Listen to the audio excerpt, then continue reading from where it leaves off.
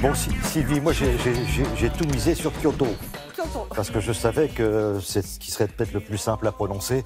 Donc vous allez nous faire découvrir une villa qui, à l'instar de la Villa Médicis à Rome, accueille de nombreux artistes du monde entier. En résidence. Alors ils accueillent des artistes français puisque c'est une villa de résidence d'artistes français ou vivant depuis plus de 5 ans en France. Donc ça c'est quoi la Villa Kujoyama? En fait, non, il faut le redire parce que non, mais attendez. Qu'est-ce que la Villa Kujoyama?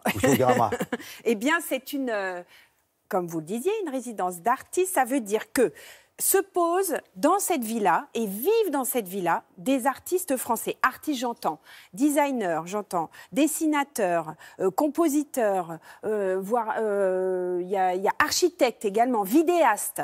Et ils peuvent avoir des relations avec l'extérieur, avec les Japonais, avec les artistes japonais. Donc ça fait il y a un échange culturel entre la France et le Japon. Ce qui nourrit quoi? Ce qui nourrit une diplomatie d'influence, une diplomatie culturelle. Donc ça sert vraiment aux deux pays. Alors pourquoi on s'y est rendu? Parce que là, en année 2018 et en juin, commence le 160e anniversaire des relations diplomatiques franco-japonaises. Mais comment vous dire? D'abord, j'en rêvais depuis très longtemps. Je crois que tous ceux qui me connaissent savent que j'ai saoulé la terre entière avec le Japon. Ah oui, d'ailleurs, ça opine du chef. Notre productrice opine du chef, tout à fait. Et eh bien, c'était à la hauteur de mes rêves. Voilà, c'est formidable. On y va.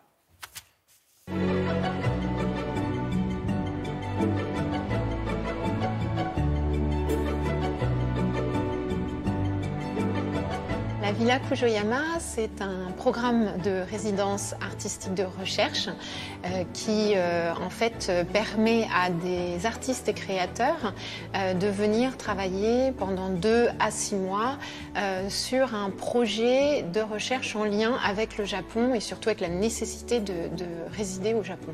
Donc on peut dire que la Villa est vraiment au cœur de ces échanges franco-japonais et du japonisme d'aujourd'hui. Il y a une réalité. Tout à fait, et c'est une réalité qui se vit au quotidien. Dans le cadre d'une résidence, on est vraiment dans un projet à long terme, dans un projet de coopération entre des professionnels, entre des créateurs, avec la scène artistique et tous les professionnels de Kyoto et du Japon. Métier d'art aussi?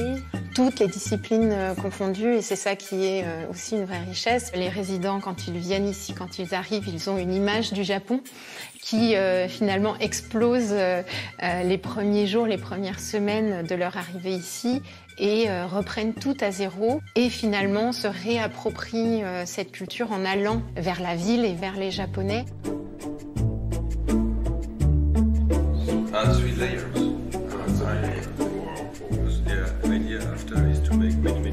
Alors mon projet c'était un travail autour du réconfort japonais, notamment autour des bains collectifs qui sont très connus au Japon. Donc j'ai rencontré Tsuji Nakagawa et son travail m'a ému parce qu'il m'a fait penser beaucoup aux seaux en bois qu'on trouve dans les saunas en Finlande. Comme je suis moitié finlandais, cette culture me touche et j'ai eu l'impression de rencontrer un cousin pratiquement qui faisait des objets très proches de ceux que je connaissais, alors qu'il était à l'autre bout de la Terre. Et depuis, en fait, on travaille sur une collection d'objets de bain ensemble. Un programme de résidence, c'est quand même d'abord un rapport humain.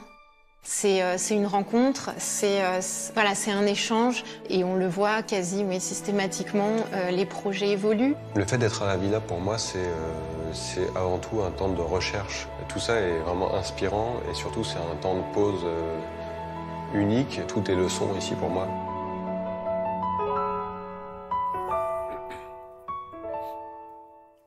Magnifique, hein, ce reportage. On irait bien faire un petit tour dans cette ville-là. Elle est importante, cette relation entre la France et le Japon, hein, au niveau diplomatique. Elle est très importante. Comme je vous le disais, ça s'appelle la diplomatie d'influence. Ça veut dire que la culture a aussi son importance. Et aujourd'hui, c'est mis en avant. De bonnes relations diplomatiques entre la France et le Japon, ça passe aussi par la culture et par ces échanges-là. Alors, quand on veut... ce qu'il faut rajouter aussi, c'est que que ça marche parce que c'est un modèle privé-public. L'Institut français gère cette villa. Il y a des donations. Pierre Berger avait aidé à la construction de la villa. La Fondation Bettencourt-Schweller aide aujourd'hui au quotidien. Voilà. Donc, alors, et pour intégrer la villa, comment est-ce qu'on fait pour accéder On dépose un dossier en rapport avec son art, évidemment. Il faut avoir un projet en lien avec le Japon, évidemment. Vous avez vu Johan Brunel, il va revenir de sa résidence. D'abord, il faut réatterrir, je pense, quand on revient en France.